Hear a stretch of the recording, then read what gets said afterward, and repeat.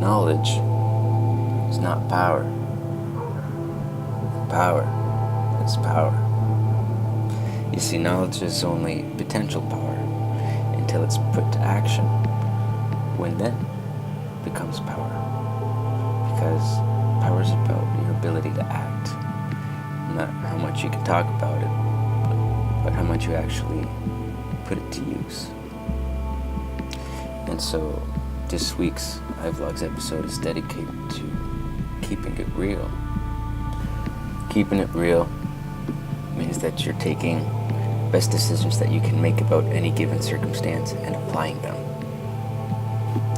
That's what keeping it real means. To me, anyway. And that's just how I anchor this idea of acting, using my willpower, using my personal power. I mean, I think this is probably the most important thing that anyone can ever learn. Because, you see, I think people often make the mistake that we're human beings that need to be more spiritual, when really the case is we're spiritual beings needing to be more human. So we need to bring more of the spiritual into the human as opposed to the other way around. So we do that by, for example, so let's say we have our higher self and our lower self. A lower self is that which needs healing, that which needs to evolve, and the higher self is your highest potential. Alright, so now let's say that when you act on your ability to come from your highest potential, so say for example, if instead of eating that extra donut, you show some willpower and some restraint and you're like, no, not today. You just do some willpower. That's bringing the higher self into the lower self, okay? Because the lower self would have been like, oh yes, give me donut, give me 3, do it twice. Whereas the higher self would be like, what's the smartest option here? Let's go with that. Now, power is your ability to actually carry it through. And when you do this consistently, this has the most potential to change your life.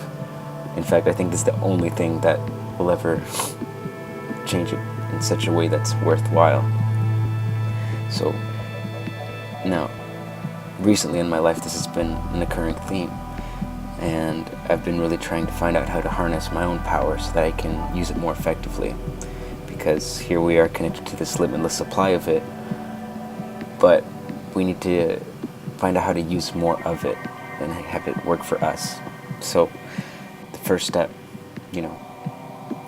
I would say is decide what you want.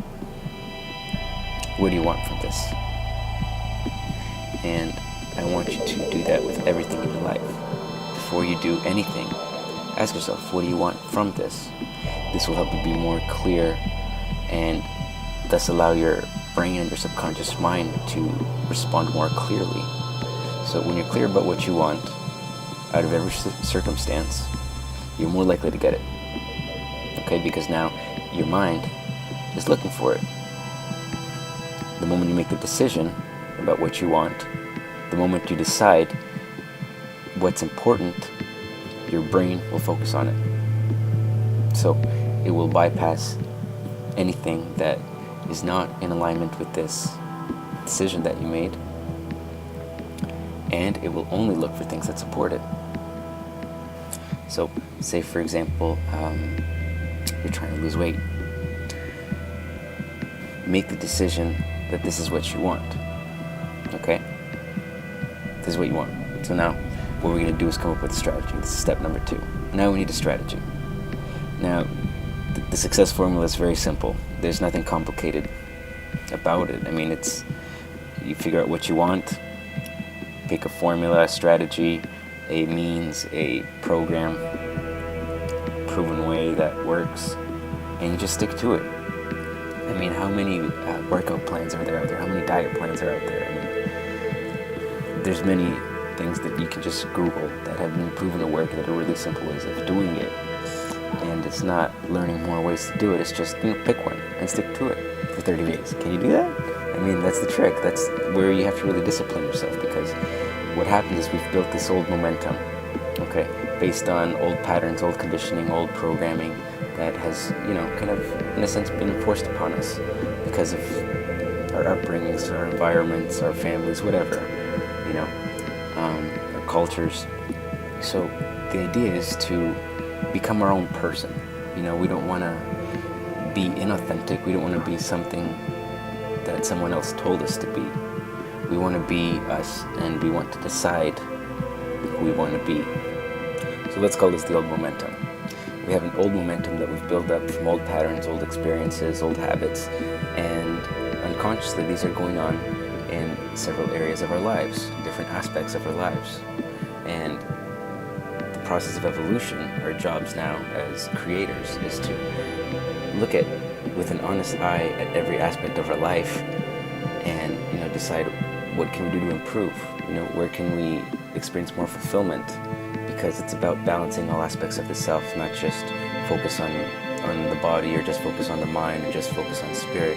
They're all, you know, they're not one more important than the other. They're all interdependent. They all have value, and they all need to be in balance for us to live fulfilling, happy lives.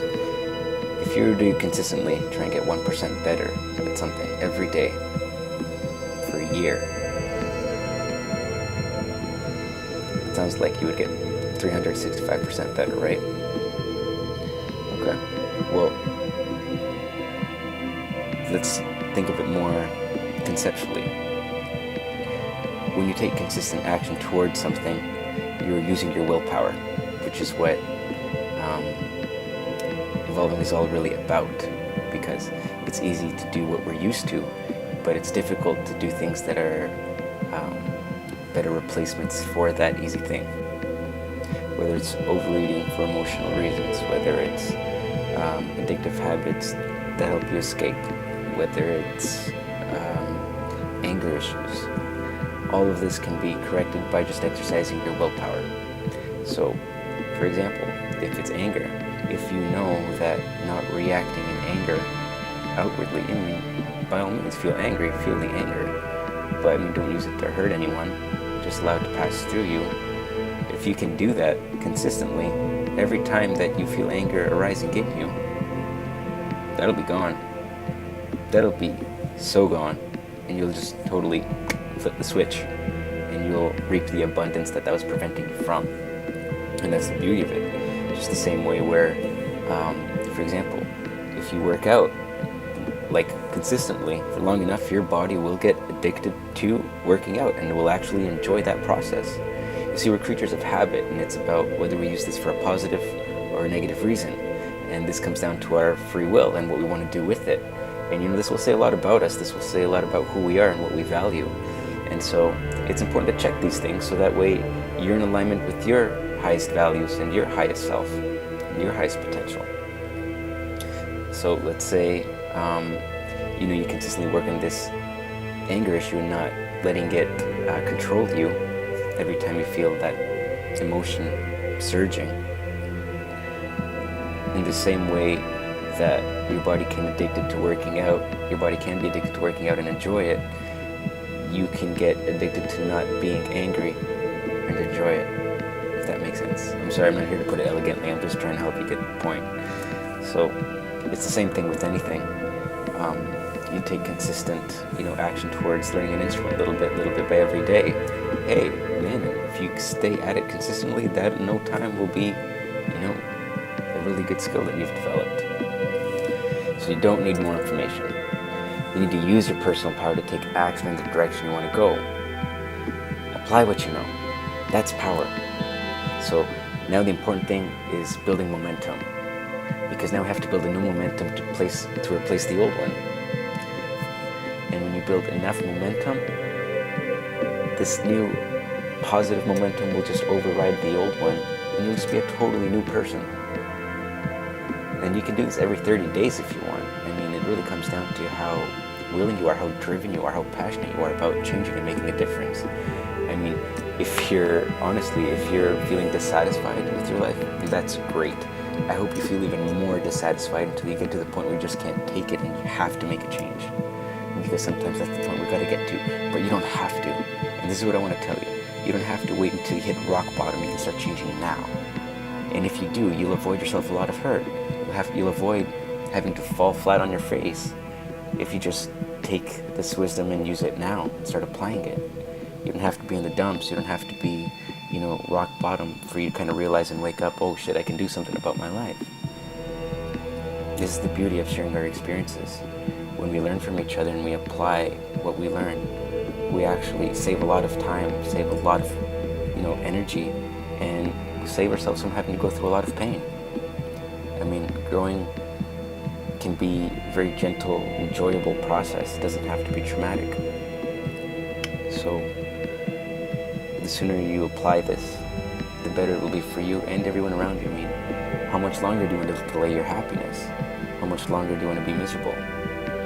I mean, you can change now. Right now, it starts with right now, and you make a decision right now to change, that's where it happens.